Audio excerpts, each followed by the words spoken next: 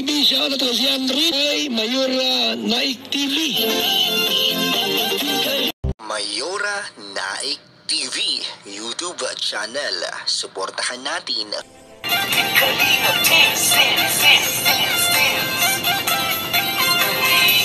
ang laging hanap-hanap, tumutulong sa kapwa at taong mahihirap. Alintana. Pagpalang araw po mga kalingap, ang nagbabalik ang iyong lingkod, Mayora Naik TV. At bago ko simula ng aking video reaction sa araw na ito, nais ko pong pasalamatan ang ama ng kalingap, Kuya Bal Santos Matubang, Ate Edna Vlogs, Kalingap Rab, at sa lahat ng mga keyboys, supportahan po natin ang kanilang mga YouTube channel at no skip ads po upang mas marami pa po silang matulungan ng mga makababayan natin na nangangailangan. At ganoon din po, suportahan din po natin ang YouTube channel ni Ate Ruda Mix Vlog. 10 na rin sa mga kasamahan kong mga karepa, suportahan po natin sila. At ngayon nga po, ang ating bibigyan ng reaction ay mapapanood natin sa YouTube channel ni Ate Ruda Mix Vlog, kung saan sila nag-scout sa lugar nila Kuya Jubin, at kasama dito ang ating dalaga na si Rina at si Merly, si Ate Ruda at si Maria Cusinera. Ayan. Pinuntahan nga nila ang bahay nito ni Kuya Jubin, at mapapanood natin dito na ang ating dalaga na si Rina ay siya ang bida dito sa video na ito. So, di na natin patatagalin, ay sisimulan na po natin ang ating pag-reaction.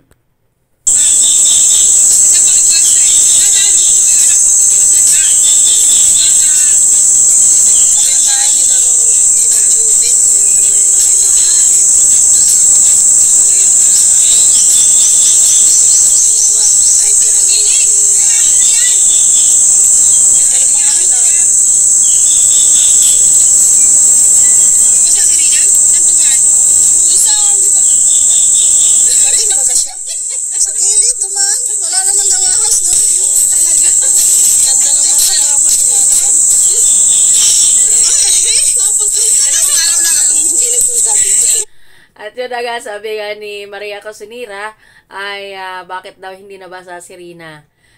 Siyempre, si Rina magaling siyang maghanap ng kanyang daan kaya hindi siya nabasa.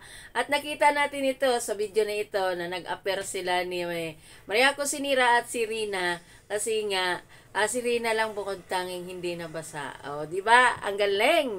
Galing na talaga yan!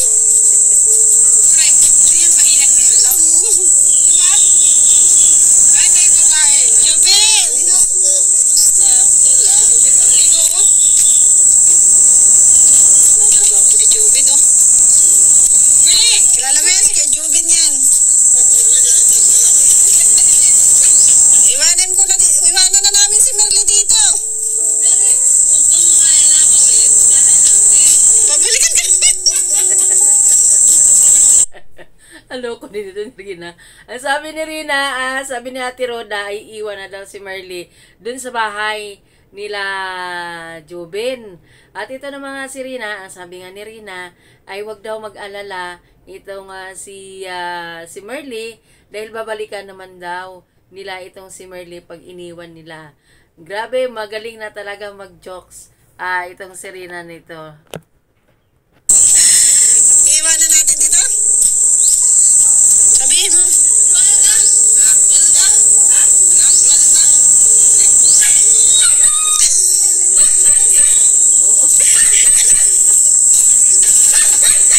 Buli talaga. Buli. Bilog ka sa amin.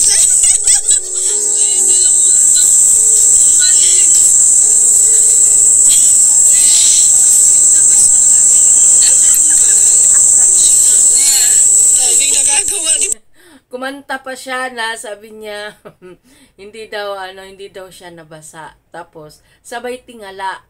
No, pang-asar talaga ito si Rina. Napakagaling na talaga. Daming na. Aso ko yan.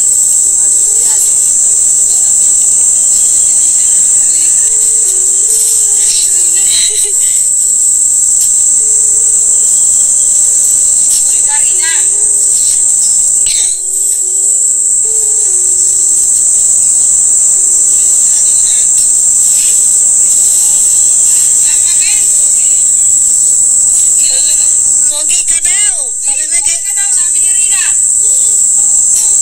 Tanungin mo ang pangalan.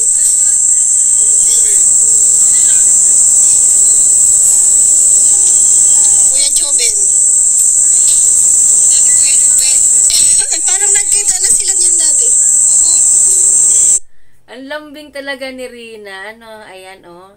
Hindi siya na ano kaya Merly. At magkasundo ito nga si Rina at saka si Merly, ano.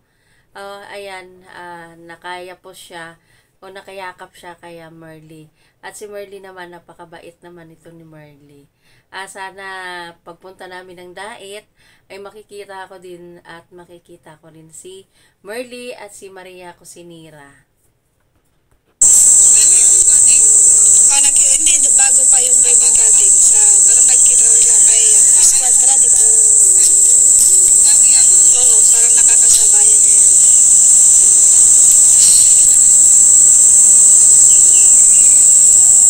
At ayan na nga, ito silang tatlo, si Jobin, si Merly, at si Rina. At si Rina nga daw ay siya ang madaldal dito sa tatlong ito.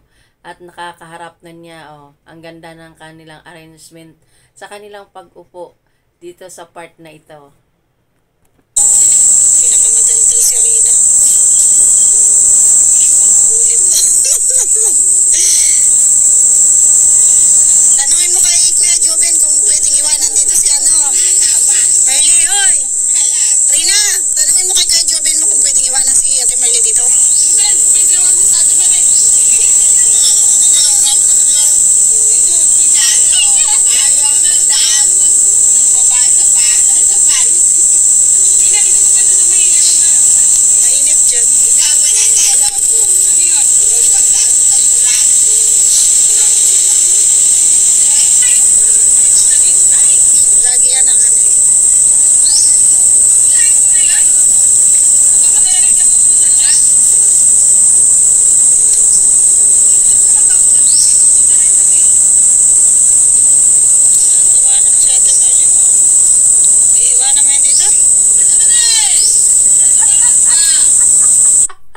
Nagugulat tuloy si Merly sa kanyang sigaw.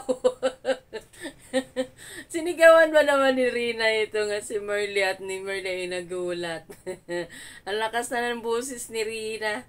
Wala na tayong mano dito kaya Rina ito kundi mahalin natin si Rina, suportahan natin si Rina at syempre suportahan din natin si Ate Roda dahil kung hindi siya inalagaan ni Ate Roda ay hindi aabot si Rina sa ganitong sitwasyon, ano. Ay magaling na talaga itong ating dalaga, grabe.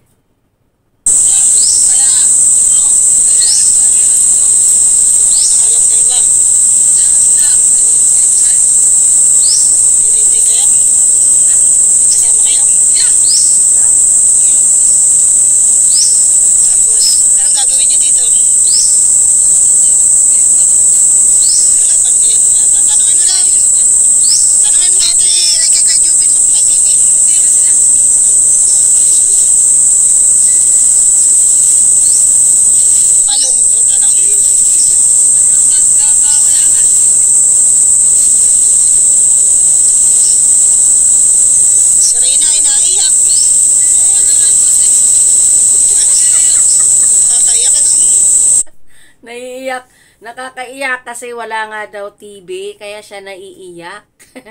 Boring nga naman pag walang maingay sa bahay.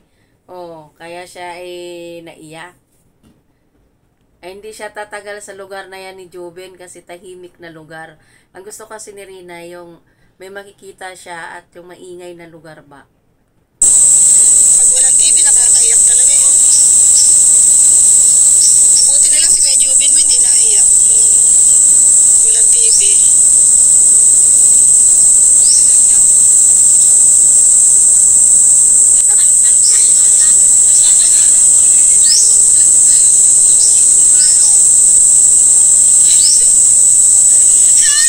Ang lakas talaga mga asap nito.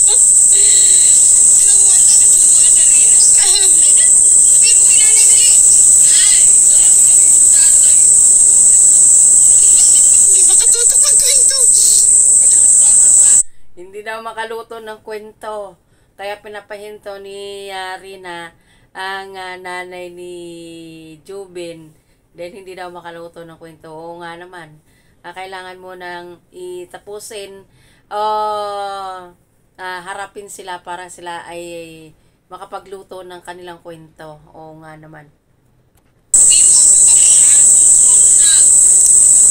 Hindi ka pa kayo nag-bless doon kay nanay? Bless pa kayo kay nanay?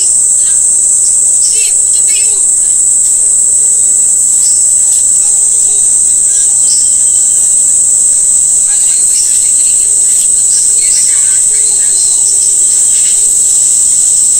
Sabi may ma-bless tayo.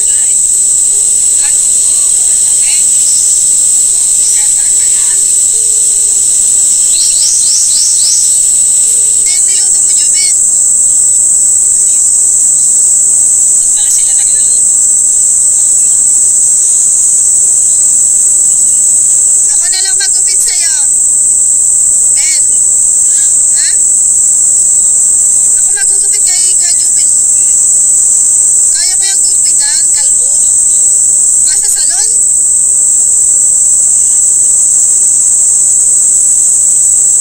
Ano? Magpagupit ka daw? Ako na nga lang magugupit, sabi ko.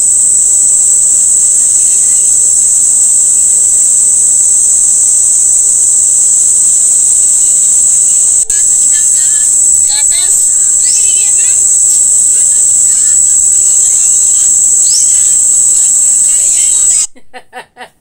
At dito naman sa part na ito, mga Karina, mga kalingap, mayroon isang babae, mayroon nga daw itong kaunti din. Alam nyo na yun kung ano yung kaunti. Nangihingi siya dito kay Maria Cosinera ng pambili ng gatas at tinuro nga ni Maria Cosinera ang kanyang dede. Ang pinakita niya kay Rina, dito na lang daw padidiin. Ang sagot naman ni Rina ay hindi daw yan, pambata lang daw yan. Oo nga naman, buhay ko sinira, ikaw talaga. Pang bata daw ang ano na yan.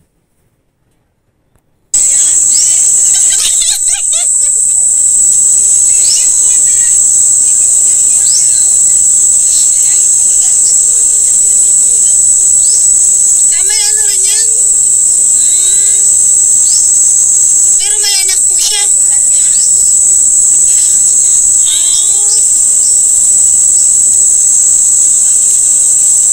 Huwag kang gala ng gala. Ibibili kaya ng niya? Kaya nga.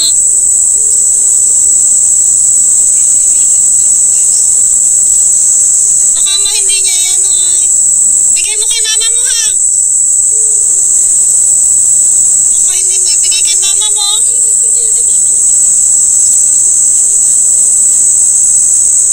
Ibili mong gatas ha. Ha? Ha? Ibili mo yung gatas. Wala tayong pera. Ibili mo yung gatas ha. Bigay mo kay mama mo ha. Ha? Uwi ka na.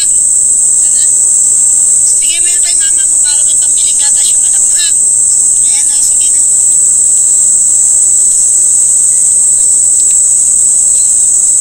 Ayan, uwi na po kami. At yan ay, umuwi na sila at umuwi na rin yung binigyan ni Maria Cosinera. Kawawa naman yung batang yan, ano. Ito ay inanakan daw. Kaya, sino ba naman ang hindi magkakaganyan kung bagong panganak ka, iniwan ka, wala kang sapat na pagkain. Kaya talagang hahanginin talaga. May tawag dyan, postpartum. Ang tawag dyan, yung yung bagong panganak, mga binat yan. So, ayan, hanggang dito na lang ang ating video reaction. Panoorin ninyo at suportahan ninyo ang mga vlog at upload ni Maria Cosinera at ni Ate Roda. So, hanggang sa muli, magandang hapon sa inyong lahat.